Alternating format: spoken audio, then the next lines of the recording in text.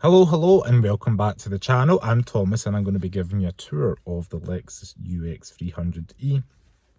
Like to see what the cabin's like, what the back's like, and hopefully you guys will find this video useful. So let me flip the camera around and get on with this video. So as you may have seen by the title of this video, this is a Lexus UX 300e. Start off the gauge cluster, you can see how clear it is. It is a blend of analog with digital. There's not too much you can do with it, but you can change it into like sports mode or eco mode with this little toggle up here, just like the Lexus LC, which, yeah, it does that. Being an eco car, you probably want to keep it in normal or eco, I guess, to maximise your range. Not too much to see there. Clear and easy to read, the same as the stocks. Indicator stocks, nice and easy to locate, same as your wipers up there. We do have a nice heads-up display, which you can hopefully see there on the camera. We do have physical buttons for cruise control and lane departure on the right hand side of the steering wheel. Left hand side controls a little screen in the middle, as well as calls and radio, which at touch of a button you can just turn that up and down if you like.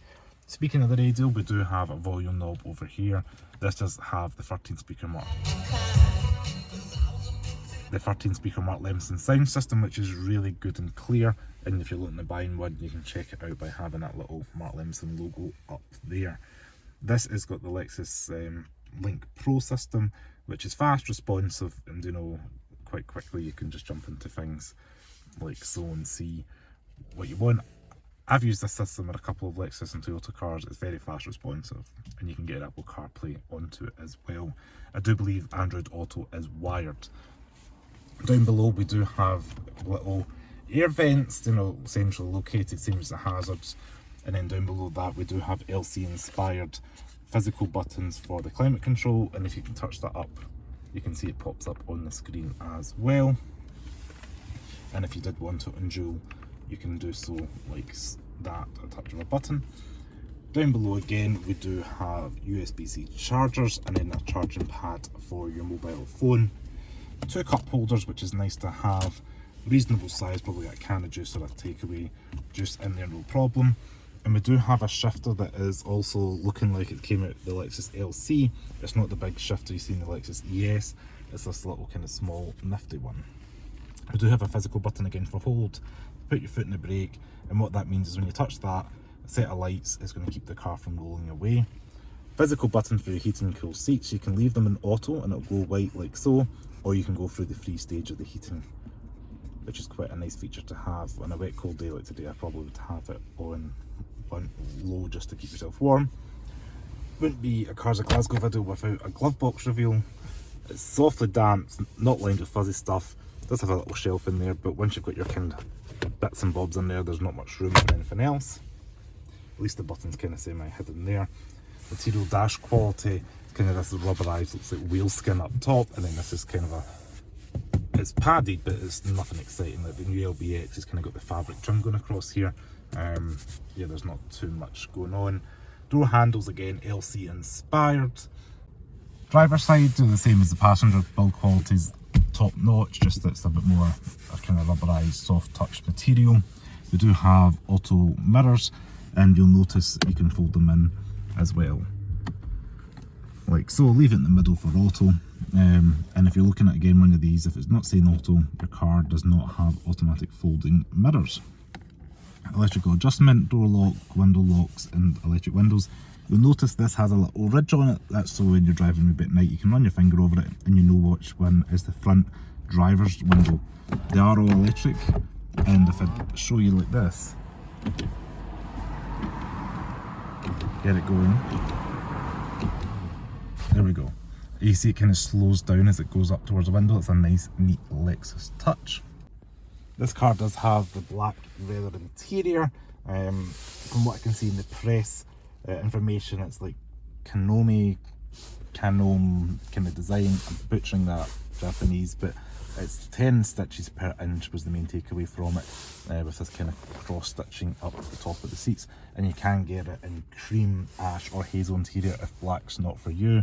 And we get this lovely moonroof on the Takumi spec, which has a manual shade, which you might complain at a £57,000 car having, but I have been in more expensive cars that also have this shade, that have double the price of this almost, and yeah, it's just something we're going to have to live with. I guess if you're buying this used in 10 years time, you don't have to worry about that breaking.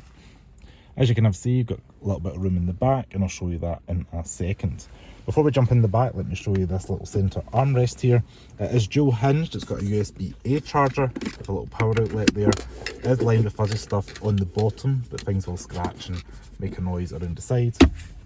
And your passenger and driver can access it, which is a nice touch. It's worth noting up the top, just like the Lexus LC, we do have modes for your driving modes, and your stability control is up here as well. We do have a charging port on the driver's side of the car, or the right hand side of the car, like so. You can pause if you want to read that information.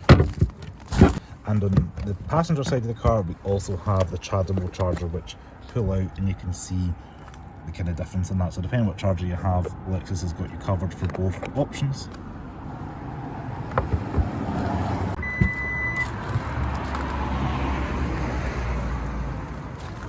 Boot space in the UX is a decent size, as you can see, squared off, tie down hooks. Nothing too exciting here. Limited storage, if any, really under there. But load lip height isn't too bad, and you can get things in. There's no clever false floor or anything like that, unfortunately. But we do have these little hooks here that flip down, and they're maximum 4 kilograms according to what it says on it. But you can maybe hang shopping bags there. There's plenty of room for chargers, shopping, whatever it may be. And I do like this little kind of lightweight vanity, this is vanity cover, kind of boot protector cover thing. It is electrically operated, touch of a button and it will close like so.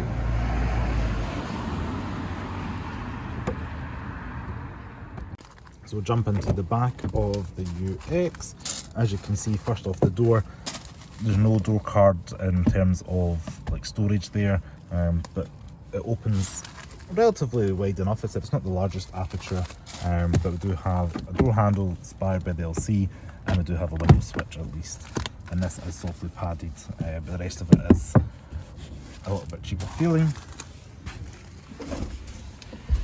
Jump into the back. This is where the electric version feels different to the hybrid, because the floor feels a little bit like brought up the base of the floor in here, so even sitting behind myself, my feet are really struggling to get any space underneath this seat.